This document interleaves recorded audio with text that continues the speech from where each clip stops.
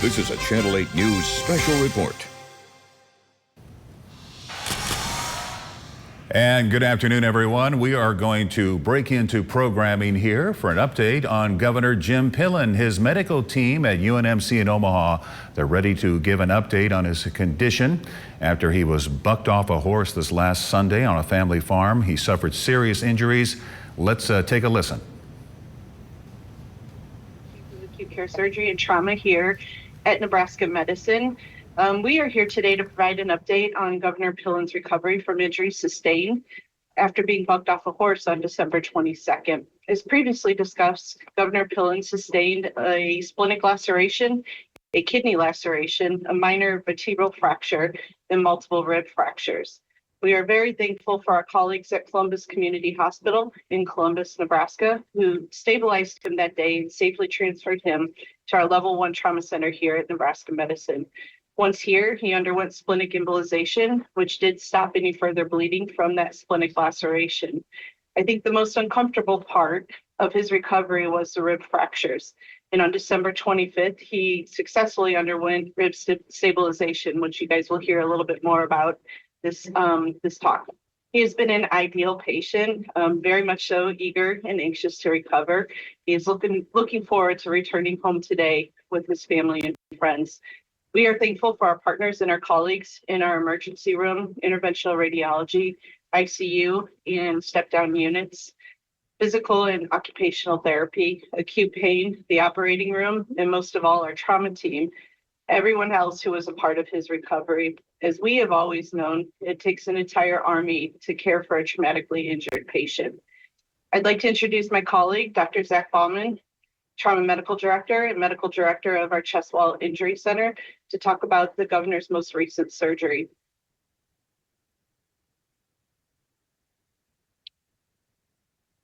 Thank you, Dr. Evans. As Dr. Evans stated, I'm Zach Bauman, the Trauma Medical Director and the Medical Director of our Chest Wall Injury Program. On December 25th, Christmas night, we took Governor Pillen to the operating room to stabilize his left-sided rib fractures. He was found to have left rib fractures 4 through 10, of which he had 2 fractures on ribs 8 and 9. He received a total of 9 titanium plates to stabilize his left chest. Prior to surgery, he was extremely uncomfortable from the rib fractures, had a lot of movement of those rib fractures, clicking and popping, as well as doing poorly with just his incentive spirometry and breathing due to the significant nature of his rib fractures. The surgery was approximately 3 hours, and we were able to stabilize and restore normal respiratory function to his left chest. And since that time, he has been doing very well. He has been in the step-down critical care unit since I saw him on December 25th, and has been making a very fantastic recovery, up ambulating, coughing much better, breathing much better, and does not have any additional movement of those rib fractures, no additional clicking or popping. And I anticipate that he'll make a full recovery from his rib fractures with appropriate healing. At this time, we'll bring in Sierra here to discuss a little bit about his nursing care. Hi, I'm Sierra. I'm a registered nurse of the step-down critical care unit. I just wanted to thank the governor for being an excellent patient and trusting our staff and our team to get him through his recovery process. Him and his family were excellent people, and it was a pleasure to take care of them. As I mentioned, we're so thankful for the team here at Nebraska Medicine, and grateful that we were able to care for Governor Pillen in a way that's brought him to recovery. So we are happy to take any questions, any questions about his care or where we're headed from here.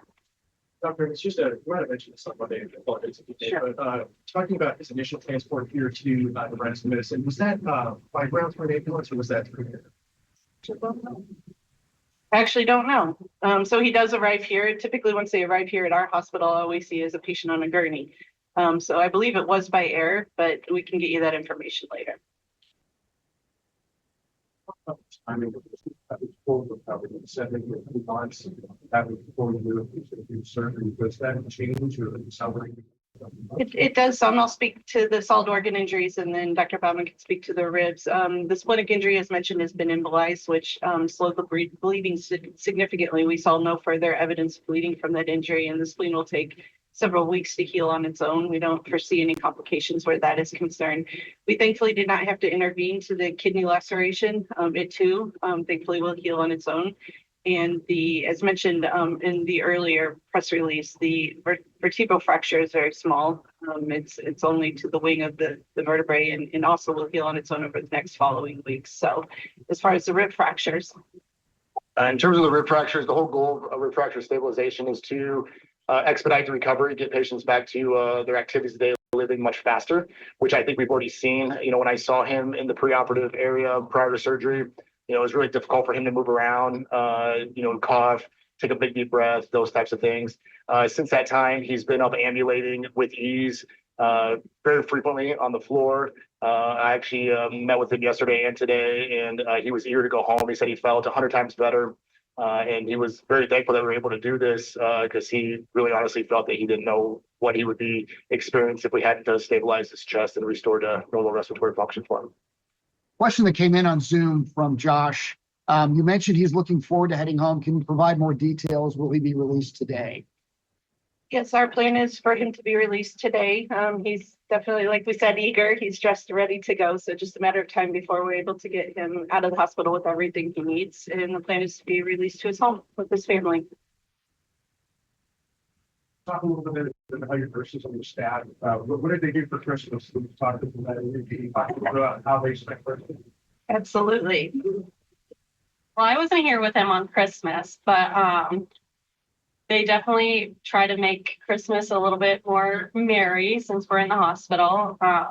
We try our best to just make it feel less like they're in the hospital. Just make sure their family's all around. Yeah. I was here on Christmas Eve, and yes, I would say the same. They were doing their best to keep the spirits high and really just spending time with each other. So a lot of phone calls, a lot of support for him.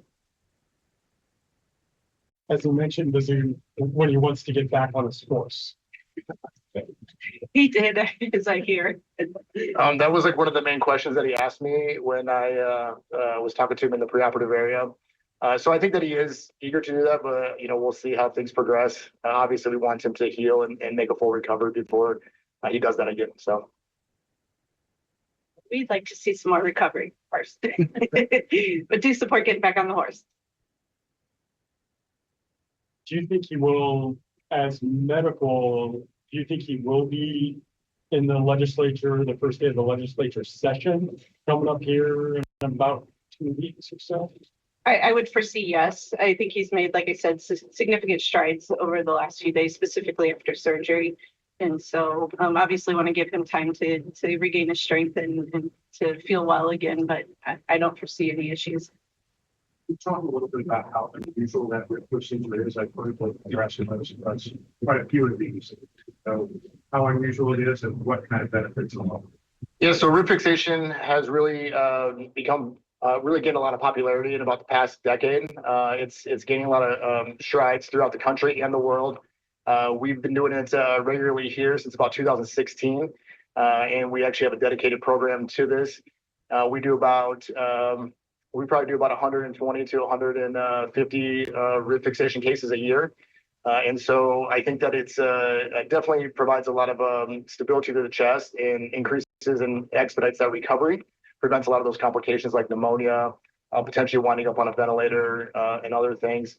And so it is becoming more popular. I can say that it's only been around for really about a decade. And so it's still in the medical realm, it's still a relatively new procedure, but definitely gaining strides.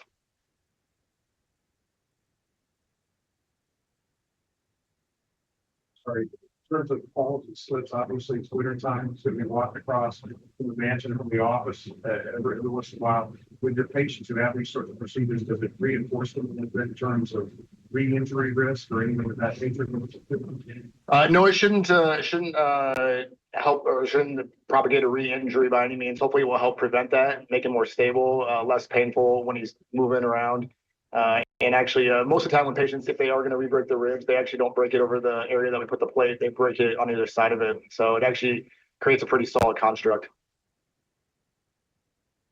You mentioned that we've been applying plates in post surgery. Is that like a standard number? We were doing a little research yesterday. It's something like 5 to 6 weeks. Is that more than usual? Yeah, I would say that it's more than usual. I would say the average is probably about 4 to 6 plates that we put per patient. That's usually the average number of rib fractures a patient has. Although they can have way more and they can have significantly less. He did have 2 ribs that were broken twice, and so we put 2 plates on those ribs, by definition known as a flail chest. And so that's why he got 9 for 7 ribs that were broken, but 9 plates total.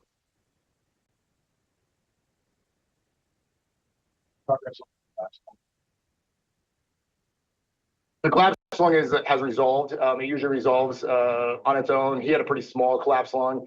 And then when we do the surgery, we actually put a little chest tube in there as well after we wash out the chest. And that has completely resolved it.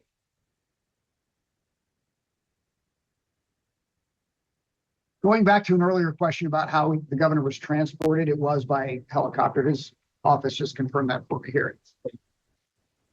I don't know if everyone heard that. Yes, he was transferred by helicopter through air. Any further questions anymore online? There's not. Good.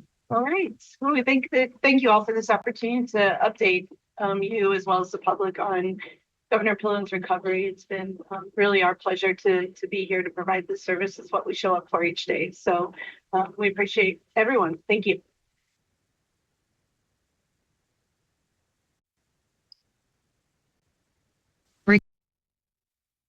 Update on Governor Jim Pillen's condition after he fell off a horse last Sunday. I'm sure it's a Christmas week he'll never forget. 7 broken ribs, bleeding to his spleen, cuts to his kidney, a partially collapsed lung, and a fracture in one of his vertebrae. The good news is, after 2 surgeries, the last one on Christmas, he hopes to return home today. He hopes to be released. So we'll have the very latest on this coming up on our newscast at 5 o'clock, and of course on KLKNTV.com and on our now local news app. I'm Rod Fowler. Thank you for joining us. We'll see you later.